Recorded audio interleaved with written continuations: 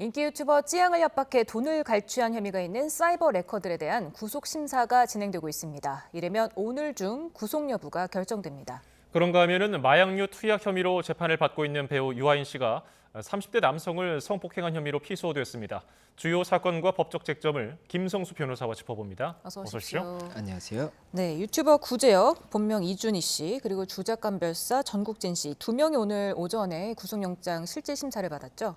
예, 맞습니다. 지금 이 두 사람에 대해서 구속영장 실질 심사가 있었고 혐의를 좀 설명을 드리자면 2023년 2월경에 이 두 사람 간의 통화 이제 녹음 파일이 공개가 됐었고 이 녹음 파일에서 그러한 내용이 있습니다. 이 찌양 씨라는 굉장히 유튜버 중에 이 구독자가 많은 유튜버가 있거든요. 이 찌양 씨의 과거 사생활에 대해서 아는 부분이 있는데 이 부분 관련해서 뭐 어떻게 조금 금전을 갈취할 수 있을지 이 부분을 조금 논의하는 듯한 대화 내용이 담긴 이 녹음 파일이 공개가 됐었고 이 이후에 이 유튜버 중에 구제혁 씨가 이 찌양 씨에게 메일을 보낸 것이 또 공개가 됐습니다. 예. 이 메일에는 이 영상을 자기가 찍었는데 이 부분 관련해서 일부 공개로 해둔 상태인데 만약에 이 부분 사실이 아닌 부분이 있다면 알려달라. 이 부분 관련해서 사실이 아닌 부분이 있는지 확인하고 싶으니 연락을 달라라는 내용의 메일이 있었습니다. 그리고 그 내용을 받은 다음에 찌양 씨 측과 이 구제혁 측에서 만나서 일부 돈이 지급이 됐었는데 지금 구제혁 측에서는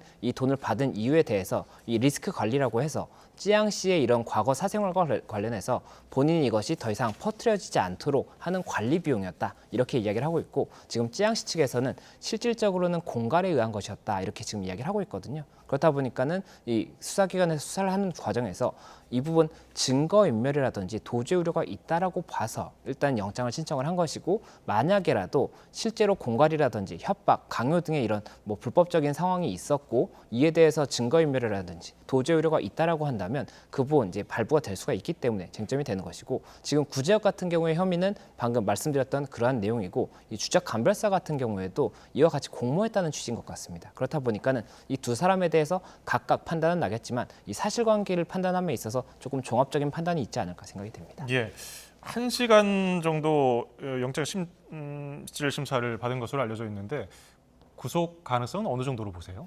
예, 일단 1시간 정도 심사 시간이 있었다는 것은 쟁점이 많지는 않았던 것 같습니다. 쟁점이 예. 많다면 굉장히 길어질 수가 있거든요. 그렇다 보니까 일단 여러 가지 검찰에서 검찰에서 확보한 증거들을 법원에 많이 제시를 했을 것으로 보이고 그에 대해서 이제 뭐 구제혁이나 주작감별사 같은 경우에는 그러한 취지가 아니다라는 부분을 최대한 증명하려고 했겠죠. 그렇기 때문에 재판부에서 그 양측의 주장을 듣고 어느 쪽의 주장이 조금 더 신빙할 수 있느냐 결국에 혐의가 상당히 의심될 정도로 소명이 됐느냐가 쟁점이 하나가 될 것이고 추가적으로 증거인멸의 우려라든지 도주 우려가 있는지까지도 판단을 한 다음에 구속 여부를 결정할 것이기 때문에 일단은 결과는 봐야 될 것으로 보이고 다만 뭐 여러 가지 지금 나오는 정황을 봤을 때는 이 상당한 의심 부분까지는 인정이 될 가능성이 높지 않을까 이렇게 이야기가 나오고 있습니다.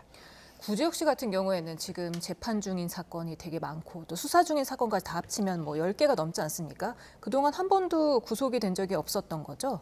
예, 맞습니다. 아직까지 한 번도 구속된 적은 없었던 것으로 보입니다. 그리고 이 관련 사건들이 많음에도 구속되지 않았던 이유 중에 하나는 대부분 명예훼손죄인 것으로 보이는데 이 명예훼손죄 같은 경우에는 이 선고가 난다고 하더라도 실형이 나오는 경우가 많지가 않기 때문에 아무래도 수사기관에서도 수사 중에 뭐 영장을 신청한다든지 이런 부분이 없었던 것으로 보입니다. 그런데 지금 같은 경우에는 이런 사이버 레커들의 행동 자체가 굉장히 문제가 된다라고 해서 검찰총장이 구속 수사를 원칙으로 하겠다라고까지 이야기를 했기 때문에 앞으로는 이런 뭐 사이버 명예훼손이라든지 어떤 뭐 공갈, 협박 이런 부분에 대해서 엄히 처벌되는 그런 이제 조금 문화가 생길 수 있지 않을까 생각이 됩니다. 예, 구제혁은 저희가 계속 영상을 보여드리고 있습니다만은 조금 웃는 표정으로 성실히 조사받고 나오겠다 이런 식으로 짧게 입장을 밝혔어요.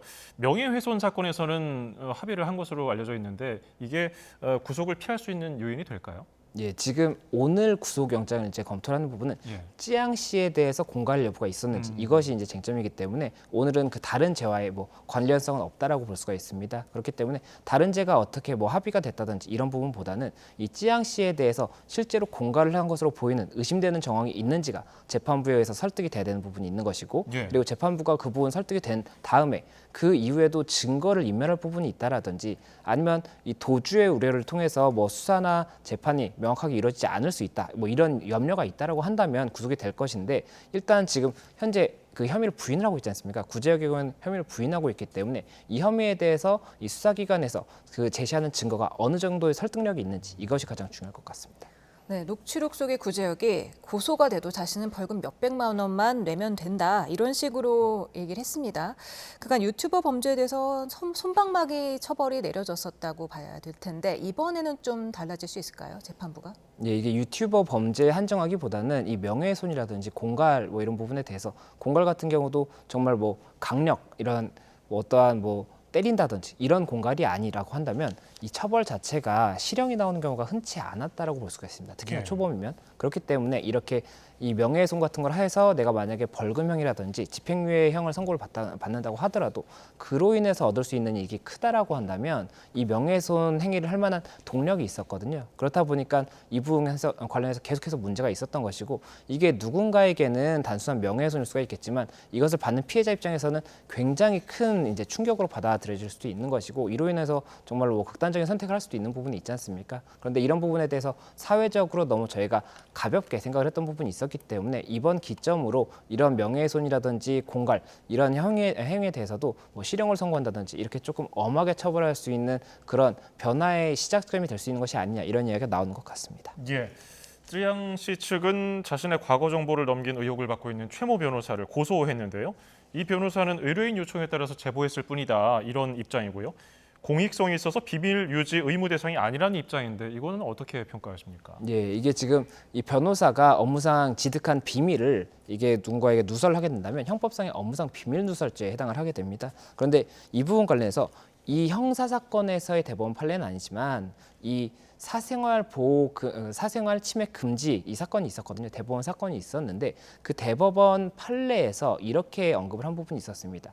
이 사생활의 침해라든지 비밀을 침해하는 것과 관련해서 공익성이 있다라고 한다면 그 부분에 대해서는 뭐 상당한 이유가 있고 그 상당성이 인정이 된다라고 한다면 뭐 침해의 방식이라든지 이 표시의 방식 자체가 상당성이 있다라고 한다면 그 부분은 비밀 침해로 보지 않을 수 있다는 취지가 있었거든요. 그렇다 보니까는 이 업무상 비밀 누설이 있었다고 하더라도 공익성이 있었기 때문에 이 부분은 형사처벌의 대상이 아니다 이렇게 지금 주장을 하는 것으로 보입니다. 그런데 이 부분 공익성이 말씀드렸던 그 판례와 이 지금 현재의 사실관계가 동일하다고 볼 수 있는지가 일단은 검토가 돼야 될 것으로 보이고 그리고 이 죄 말고도 만약에라도 이 사실이 허위 사실인 것을 이제 알면서도 명예훼손을 했다라고 한다면 허위 사실 명예훼손죄도 될 수가 있는 것이고 예. 그리고 지금 현재 또 이 전 대표의 유서를 관련해서 변조를 한 혐의가 지금 있는 것처럼 알려지고 있거든요. 그렇다 예. 보니까 이 부분 관련 사무소 변조도 지금 현재 고소를 한 상태라고 하기 때문에 이 부분도 검토가 돼야 될 것으로 보이고 만약에라도 이 유서를 변조한 것이 맞다라고 한다면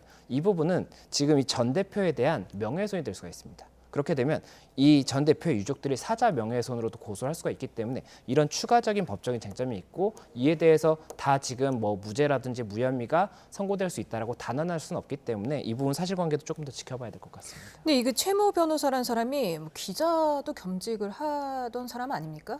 예, 맞습니다. 공익성이 지금 있으면 본인이 이렇게 취재를 해서 그 찌양에게 사실관계를 확인할 수도 있는 거고요. 본인이 직접 기사를 쓸 수도 있는 건데 왜 이렇게 공익성이 있다면서 유튜버에게 이렇게 제보를 했을까요? 예, 맞습니다. 말씀하신 것처럼 기자라고 한다면 스스로도 이 부분을 보도할 수가 있는 것이고 그리고 이 기자가 어떠한 보도를 할 때는 이 반대 사실이 있는지도 꼭 확인을 해야 되는 거지 않습니까? 그렇지 않다라고 한다면 일방의 주장만이 보도가 될 수가 있고 이게 사실이 아닐 수도 있는 거기 때문에 그런데 그런 부분들에 대해서도 정확하게 하지 않은 것도 당연히 이 부분 책임을 판단함에 있어서 이 참고할 수 있는 부분이 될 수가 있는 것으로 보이고 또 말씀하셨던 것처럼 이 보도를 스스로 할 수도 있는데도 불구하고 이 다른 유튜버를 통해서 이 부분을 폭로하려고 했다라는 것 자체가 이 사실을 폭로하는 것에 대해서 어떠한 다른 의도가 있었다라고 볼 수도 있는 부분이 있기 때문에 이런 부분에 대해서도 방금 말씀드렸던 이 업무상 비밀 누설의 공익성을 판단함에 있어서 이 참고할 수 있는 사실관계가 되지 않을까 생각이 듭니다. 예. 다음 주제 살펴보겠습니다. 마약 상습 투약 혐의로 재판을 받고 있는 배우 유아인 씨가 이번에는 30대 남성을 성폭행한 혐의로 고소를 당했습니다. 어떤 일이 있었습니까? 예, 일단 지금 이게 일방의 주장인 부분은 저희가 조금 구분해서 봐야 될 것 같습니다. 예. 뭐 사실일 수도 있고 아직 아닐 수도 있는 부분이 있기 때문에 저희가 그걸 구분해서 말씀을 드리겠는데 일단 고소가 된 내용입니다. 지난 14일에 한 남성이 이 유아인 씨로부터 서울 영산구 오피스텔에서 성폭행을 당했다. 지금 이렇게 주장을 하고 있는 부분이고 이와 관련해서 고소가 이제 진행이 됐기 때문에 수사가 이루어지고 있다는 그런 소식입니다. 지금 유한 씨 측은 즉각 아니라고 사실이 아니라고 반박을 했습니다. 뭐 증거가 근데 경찰에서 좀 이렇게 나온 게 있나요 그동안 이 예. 성폭행 관련해서요?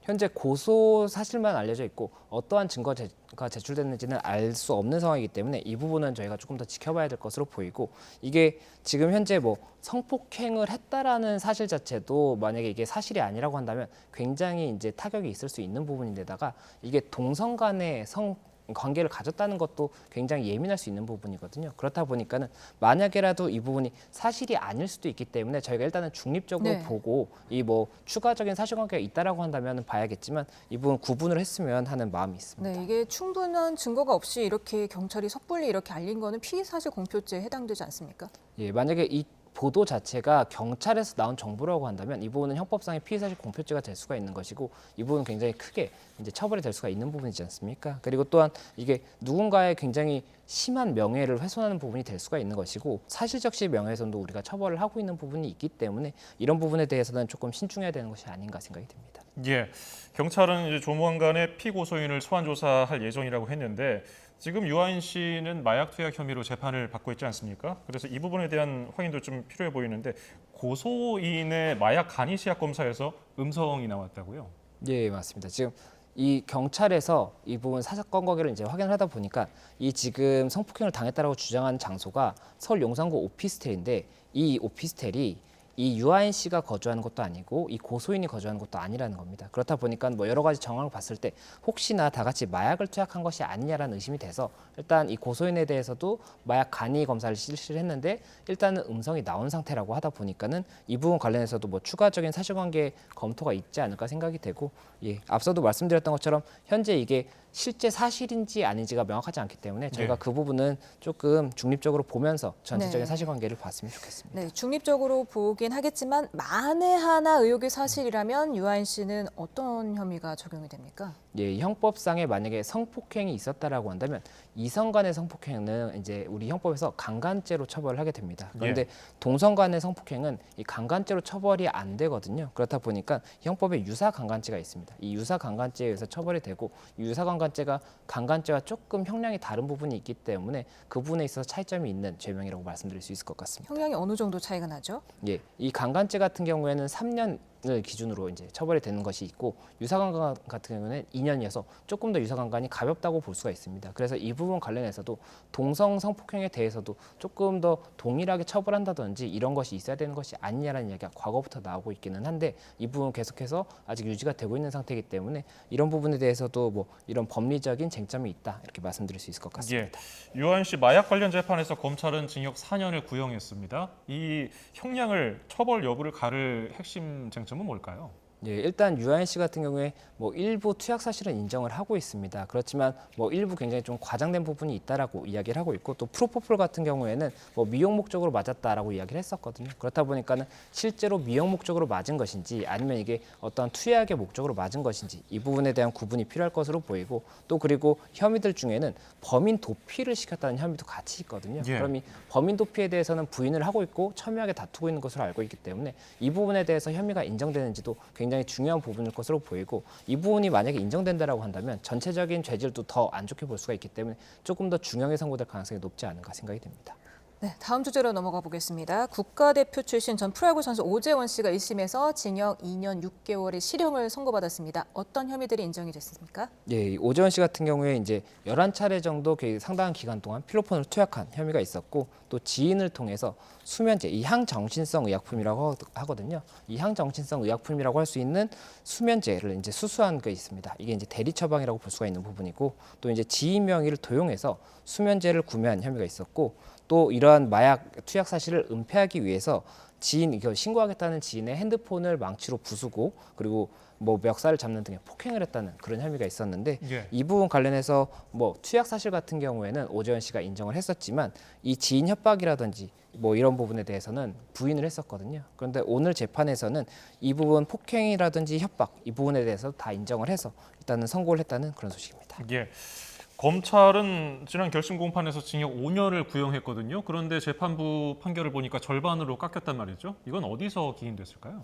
예, 일단 검찰의 구형보다 이 재판부의 그 선고가 적은 것이 통상적인 일이기는 합니다. 그런데 이번 같은 경우에 징역 2년 6개월이 선고가 됐는데 2년 6개월이라고 한다면 사실은 집행유예도 가능한 형량이긴 하거든요. 예. 그런데 이 부분 아무래도 일단 허위 진술이라든지 여러 가지 좀 범행 경위가 좋지 않다라고 재판부가 언급을 했기 때문에 이 부분 조금 죄질이 좋지 않기 때문에 실형을 선고함으로써 이 부분에 대해서 어느 정도의 처벌이 필요하다라고 판단한 것이 아닌가 생각이 듭니다. 오재원 씨에게 지금 수면제를 대신 처방받아서 건넨 혐의로 연루된 지금 프로야구 선수들이 많습니다. 전현직 프로야구 선수가 13명, 모두 29명이 지금 검찰에 넘겨져서 수사를 받고 있는 상황인데요. 이 1심 재판 결과가 좀 영향이 있을까요? 예, 일단은 이 부분 이제 인정이 됐다라는 것은 1심에서 대리 처방에 대한 혐의도 인정이 됐을 가능성이 높은 것이고 이 대리 처방을 받았다라는 것이 이제 받은 사람이 인정이 됐다라고 한다면 제공한 사람에 대한 혐의도 인정될 가능성이 높아진 겁니다. 예. 그리고 현재 29명 중에는 대리 처방하고 전달한 이 부분에 대해서 23명이 있는 것이고 필로폰이나 에토미네이트를 제공한 사람이 3명, 또 불법 판매한 사람이 2명, 필로폰을 함께 투약한 사람 1명이기 때문에 이게 29명 중에 23명과 이 나머지 6명은 혐의를 조금 달리 봐야 되는 부분이 있을 것이고 이 부분 관련해서 일단 사실관계가 어느 정도 조사가 돼서 지금 재판에서 재판이 이루어지고 유죄가 선고가 된 것일 것이기 때문에 이 부분 검찰 사건에서도 결국에는 동일한 취지로 기소가 이루어지지 않을까 생각이 듭니다. 예. 다음 주제도 살펴보겠습니다. 서울구치소에서 형기가 남아있는 수감자를 그러니까 일찍 석방시키는 일이 벌어졌습니다. 수감자를 헷갈렸다고 하는데 어떻게 이런 일이 발생했을까요? 예, 이게 지난 23일에 그 재판이 있지 않습니까? 재판이 있었는데 1심에서는 이 40대 남성 A 씨가 1심에서는 징역 1년 6개월의 실형을 선고를 받았고 그렇기 때문에 구치소에서 이제 구속이 돼 있는 상태였는데 23일 항소심 재판에서 집행유예로 감형이 된 겁니다. 그럼 예. 집행유예는 이 실형이 아니기 때문에 이게 풀려날 수가 있게 되는 거거든요. 그래서 서울구치소에서 23일에 이제 집행유예로 감형이 됐으니까 석방을 해준 겁니다. 오후에 석방을 해줬는데 알고 보니 이 지난 2월에 이 남성이 다른 재판에서 징역 5개월을 확정을 받은 것이 있기 때문에 그렇다면은 지금 한 사건이 집행유예로 감형이 됐다고 하더라도 구속 상태를 유지를 했어야 되거든요. 예. 그런데 석방을 하고 그 다음 날에 구치소에서 이 부분을 파악을 하게 돼서 이 부분 이제 복귀를 해달라 이렇게 얘기했는데 복귀를 하지 않아서 결국엔 사흘 만에 광주에서 A 씨가 검거됐다는 소식입니다. 이런 일이 종종 있습니까? 예. 그 종종이라고 말씀드리기는 어렵겠지만 과거에도 이렇게 조금 문제가 발생했던 사례들이 있었기는 하거든요. 그렇다 보니까는 이게 계속해서 발생하는 이유가 무엇이냐에 대해서 조금 의문을 가지는 상황이 있는 부분이 있고 아무래도 제가 예상하기로는 결국에는 이번 사건 같은 경우도 다른 사건이 있는 부분을 잠깐 이제 착오를 했을 가능성이 있습니다. 결국에는 사람이 하는 일이기 때문에 어딘가에선 착오가 발생할 수가 있는데 특히나 이런 구치소라든지 구금시설에서의 착오는 굉장히 큰 문제가 발생할 수가 있기 때문에 결국에는 사람이 실수를 한다고 하더라도 이런 사태가 발생하지 않도록 2중, 3중의 안전장치를 해야 되는 것이 아닌가 이런 이야기가 나올 수밖에 없지 않나 생각됩니다. 예. 저희 YTN 단독 보도로 알려진 내용 계속 전해드리고 있는데 불과 수개월 전 지난해 11월에는 서울구치소에서 역시 같은 곳이에요. 특수강도 피해자 김길수가 병원 치료받던 중에 도주했다가 도주한 일이 있었는데 이 교정당국의 관리가 좀 허술하다는 지적 피할 수가 없겠는데요. 예, 그때 당시에도 이 교정당국의 책임에 대해서 굉장히 많은 이제 언급이 됐었는데 예. 이번 같은 경우에도 결국엔 교정당국의 책임이 뭐 없다라고 볼 수가 없기 때문에 이 부분 관련해서 계속해서 책임론이 발생할 수밖에 없는 것이고 그리고 말씀드렸던 것처럼 이게 현재 이런 부분이 있었던 것도 문제지만 앞으로도 계속 이런 일이 발생하지 않도록 결국엔 시스템을 이제 어떤 부분이 문제인지에 대해서 고찰하고 다시 한번 조금 수정을 하는 그런 부분이 필요하지 않을까 생각이 듭니다. 뭐 서울구치소에서는 뭐 적정 인원보다 많은 인원을 수용하고 있다 이렇게 말을 하는데 어느 정도로 많은 인원을 수용하고 있습니까? 예, 저도 서울구치소 관련해서 들었던 이야기가 이 한 방에 뭐 6명이나 뭐 7명이 들어가야 되는데 그거보다 뭐 많은 인원이 수용돼야 되는 경우가 있다라고 하고 그렇기 때문에 잠을 잘 때 너무 이렇게 붙어 있는 경우가 있다라는 이야기를 듣기는 했었습니다. 그렇기 때문에 이런 구치소의 이런 너무 많은 인원이 수용됐기 때문에 문제가 발생할 여지가 있는 것이라든지 이런 부분이 있다라고 한다면 그 부분에 대해서도 제도적인 개선이 필요하겠죠. 구치소를 뭐 추가로 이제 더 만들어서 이런 부분에 문제가 발생하지 않도록 해서 이 인원이 조금 더 확실하게 이 구금 시설에서 뭐 교정을 받을 수 있도록 이렇게 한다든지 이런 것들이 필요한 부분이 있기 때문에 이에 대해서도 검토가 필요한 부분이 있고, 다만 이번 사건 같은 경우에 이게 어떠한 원인으로 인한 것인지가 아직 명확하지 않기 때문에 이런 네. 원인에 대해서 일단은 명확하게 밝히는 것이 중요하지 않을까 생각이 듭니다. 뭐 관련자 문책이야 당연히 이루어지겠지만은 법무부 차원에서 이게 재발 방지 대책을 제대로 마련해야 할 것 같은데 어떤 보완책이 좀 유효할 거라고 보세요? 예, 일단 이번 같은 경우에 뭐 만약에라도 전산에 오류가 있었다라고 한다면 전산이 왜 오류가 났는지를 확인을 해야 될 것이고, 그리고 만약에 이게 담당자 한 명이 보기 때문에 이런 문제가 발생했다라고 한다면 그 담당자가 한 명이 아닌 두 명이 보는 걸로 뭐 시스템을 바꾼다든지 이렇게 해야 될 수가 있을 것입니다. 그래서 이런 문제가 발생을 했을 때 결국에는 왜 이런 문제가 발생했지? 이래서 이 담당자 한 명에 대해서 문책을 하고 끝낼 것이 아니라 결국에는 이게 이렇게 발생하지 않도록 근본적인 부분을 변경을 해서 이런 문제가 발생하지 않도록 하는 게 가장 중요하지 않을까 생각이 듭니다. 네, 지금까지 주요 사건과 법적인 쟁점 김성수 변호사와 짚어봤습니다. 오늘도 감사합니다. 고맙습니다. 좋습니다.